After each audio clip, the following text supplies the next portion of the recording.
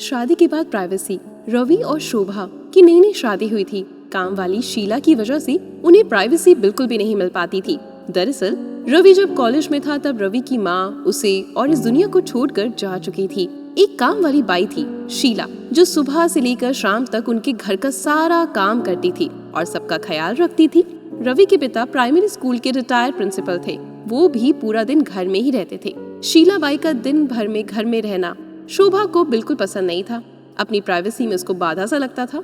तो एक दिन शोभा ने शीला बाई से आखिर कह ही दिया कि शीला, अब मैं आ गई हूँ सबका ख्याल रखने के लिए, तुम सिर्फ सुबह और शाम काम करने के लिए आया करो। शीला ने कहा ठीक है मेम साहब। उस दिन के बाद शीला बाई सुबह शाम खाना बनाना, कपड़े पोछा करने के बाद चली जाती और वापस शाम को आकर अपना खाना बनाती। शीला बाई की दोपहर की गैर हाजिरी में कई छोटे मोटे काम दिखाई देने लगे, जिनमें से ज्यादातर काम बिना कहे रवि के पिताजी ये सोचकर कर दिया करते कि बहू की मदद हो जाएगी। लेकिन बहू सोचती ससुर जी को औरतों के काम में दखल देने की आदत नहीं जाएगी, और ये सब उसे अच्छा नहीं लगता था। ना ही ससुर जी का घर पे रहना और ना ही उनका बीच बीच में काम करना। उसके दिमाग में कुछ बातें चलती रहती थी। एक दिन मौका देकर शोभा ने रवि से कह दिया, क्यों ना हम बाबूजी को वृद्धाश्रम भेज दें। सिर्फ एक बार पैसा भरना पड़ेगा और उन्हें भी अपनी हम उम्र के लोगों का साथ मिल जाएगा।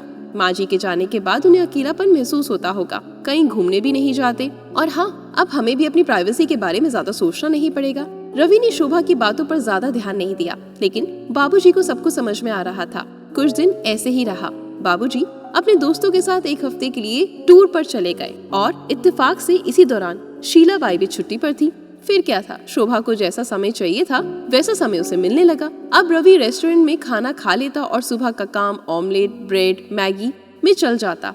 खाना बनाने की टेंशन ही नहीं थी, लेकिन घर में निकलने वाले सारे काम तो अभी भी करने ही थे। ससुर जी की गैर हाजिरी में शोभा को एहसास हुआ कि वे बिना कहे जो काम करते थे उनसे कितना फर्क पड़ता था। छोटे मोटे लगने वाले वो काम काफी समय और एनर्जी लेने वाले थे। कुछ दिन बीतने के बाद एक दिन रवि शोभा को कहता है, चलो आज हम कहीं बाहर घूम कर आते हैं। शोभा बड़ी खुशी खुशी से सज धज कर बाहर घूमने के लिए तैयार हो जाती है। रवि शोभा को अपने घर से 4 किलोमीटर दूर एक जगह पर लेकर आता है। एक आदमी रवि के हाथों में एक चाबी देता है।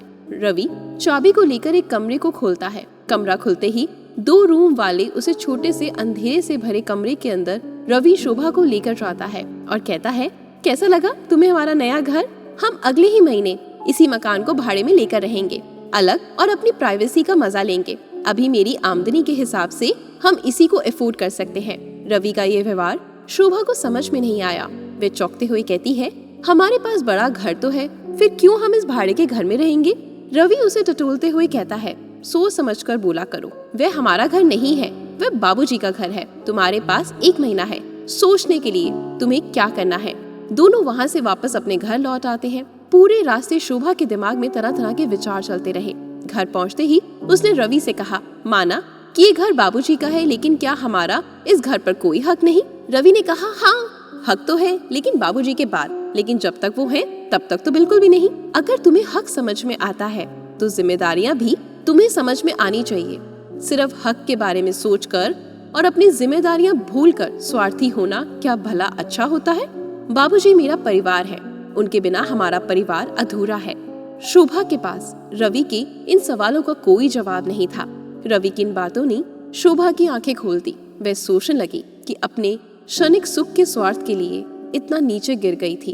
कैसा घटिया सोच रही थी। अपने दिमाग में उसने क्या कुछ नहीं सोच लिया था। अब उसको मन ही मन पछतावा होने लगा। शोभा रवि से बोली, मुझे माफ कर दीजिए, मैं सच में स्वार्थी हो गई थी, मुझसे बहुत बड़ी गलती हो गई। रवि बोला, तुम्हें पछतावा हुआ, मेरे लिए यही काफी है, तुमसे नाराज नहीं हूँ। बेटे और बहू का ये वार्तालाप रवि के पिताजी दरवाजे पर खड़े होकर सुन रहे थे। बेटी की बातों से उनकी आंखें भर आई। उन्होंने आसमान की तरफ देखा और बोले, भगवान तुम धन्य हो जो तुमने ऐसे बेटे को जन्म दिया। उन्होंने दरवाजा खटखटाया। बहू ने दरवाजा खोला तो उनके हाथों में पकड़ी थैली से गरम गरम जलेबी और कचौड़ी की सुगंध उनको आने लगी। ससुर ने अपनी बहू से कहा, वो रामू हलवाई के पास से ले आया हूँ, तुम्हें तो बहुत पसंद है ना शोभा? शोभा को अपने ससुर के प्रति विचार और उसके प्रति प्यार, उन दोनों का फर्क समझ में आते ही उसकी आंखों से आंसू आने लगे और चेहरे पर अपने परिवार के प्यार के कारण मुस्कान आ गई। दोस्तों, इंसानी दिमाग में दिन भर में हजारों विचार आते हैं, कुछ अच्छे और कुछ बुरे। लेकिन किसी भी विचार को शब्दों में परिवर्तित करने से पहले उनको सोचना समझना बहुत जरूरी है। अक्सर विचार और वास्तविकता एक दूसरे से मेल नहीं खाते।